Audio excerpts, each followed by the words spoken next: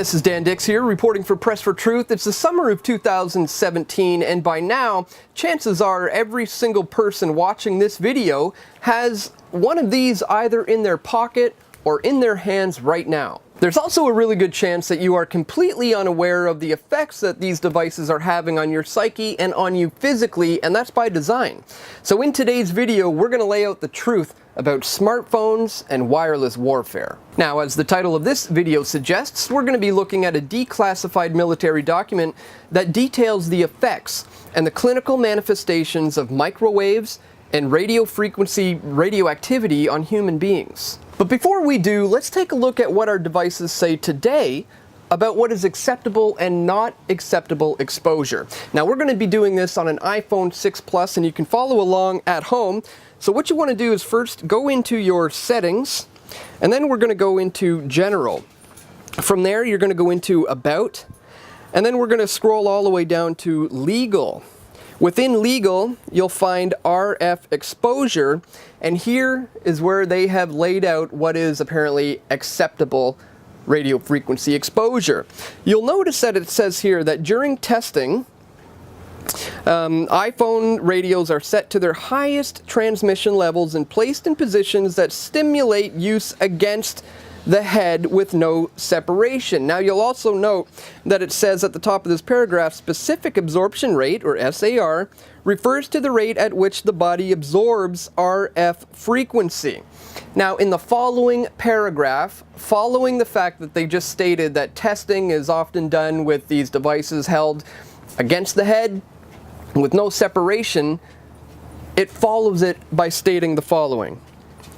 To reduce exposure to RF energy, use a hands-free option such as the built-in speakerphone, the supplied headphones, or other similar accessories. Carry iPhones at least 5 millimeters away from your body to ensure exposure levels remain at or below the as-tested levels. And it also goes on to say here that cases with metal parts may change the RF performance of the device, including its compliance with RF exposure and guidelines in a manner that have not been tested or certified. So it seems that they are well aware of the effects that this can potentially have physically on human beings, because where do people hold these phones when they're talking? Against their head, or they're either directly right in their pocket, and when they're right here in their pocket, they're essentially right beside your genitals.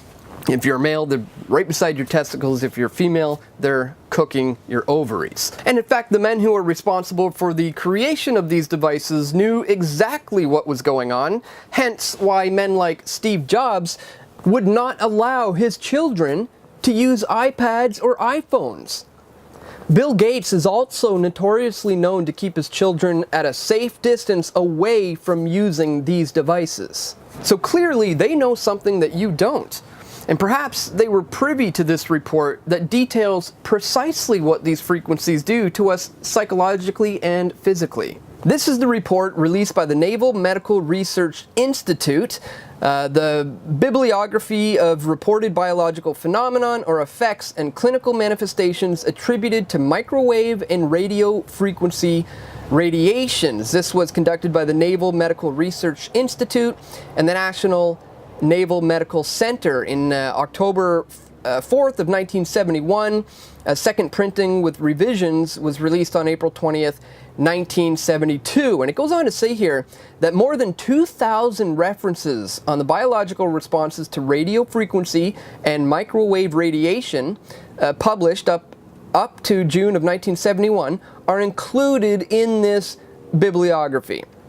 It goes on to say here, 3 supplementary listings bring the number of citations to more than 2,300. So well over 2,000 studies, experiments, tests, reports were done on the effects of these radio frequencies and microwaves on human beings, and it was all compiled into this one report. And when we scroll down here to find out what sorts of things they were detailing were the effects on humans psychologically and physically, this is incredibly telling. And I'm just going to scan through this quickly, and I'll include a link in the description so you can check it for yourself. But here we see a heating of the organs, heating up the whole body, your skin, your bone marrow, the genitalia, tubular degeneration of the testicles, heating of the brain and the sinuses. It goes on and on here. Alterations in the biocurrencies of the cerebral cortex, central nervous system effects. We're talking about headaches, insomnia, restlessness, automatic nervous system effects here, ranging from fatigue, structural alterations in the synapses of the vagus nerve. Psychological disorders include something they call neurasthenia, or just generally feeling bad, just a bad feeling in general. Depression, impotence, anxiety, lack of concentration, hypochondria, dizziness, hallucinations, sleeplessness, insomnia, increased irritability, decreased appetite, loss of memory, scalp sensations, increased fatigability, chest pain, tremor of the hands. It just goes on and on. We go into changes in blood and bone marrow, cholesterol and lipids changes. We see here enzyme and other biochemical changes to your proteins, toxins, fungus, virus inactivations, alterations in the rate of cell divisions. We have metabolic disorders, gastrointestinal disorders. This just goes on, and it just gets worse. Genetic and chromosomal changes. Again, I'll leave links in the description so you can check it out for yourself. Miscellaneous effects, changes in optical activity, loss of hair, brittleness of hair, sensations and buzzing, vibrations, pulsations and tickling about the head and the ears.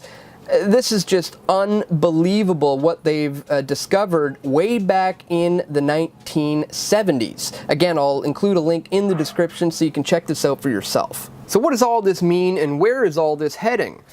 Well, the current number of cell phone users in the world today is 4.7 billion, and that number is growing just as quick, if not faster, than people are being born. Well, I'd like to point you to this excellent article that was posted yesterday by Zero Hedge, which is titled, "More Lonely, Fewer Friends, Less Sex, Have Smartphones Destroyed a Generation?" And in it, they point out that there has been a massive change to teenagers and millennials in general with the advent of smartphones. There is compelling evidence that the devices we place in young people's hands are having profound effects on their lives and making them seriously unhappy. You might expect that teens spend so much time in these new spaces because it makes them happy, but most data suggests that it does not. The results could not be clearer. Teens who spend more time than average on screen activities are more likely to be unhappy, and those who spend more time than average on non-screen activities are more likely to be happy. There's not a single exception. All screen activities are linked to less happiness. It goes on to point out that today teens are less likely to date. This leads to a decline in sexual activity. There's driving, a symbol of adolescent freedom, has declined. It's completely lost its appeal for teens today. The number of 8th graders who work for pay has been cut in half. It goes on to point out these charts showing how the constant presence of the internet, particularly social media, is changing the behavior and attitudes of today's teens. They are no longer hanging out with their friends. They're not in any kind of a rush to learn how to drive. There's less dating and therefore less sex or less general interactions with humans in general. They're more likely to feel lonely. They're less likely to get enough sleep. The correlations between depression and smartphone use are strong enough to suggest that more parents should be telling their kids to put down their phones. If you were going to give advice for a happy adolescence based on this survey, it would be straightforward.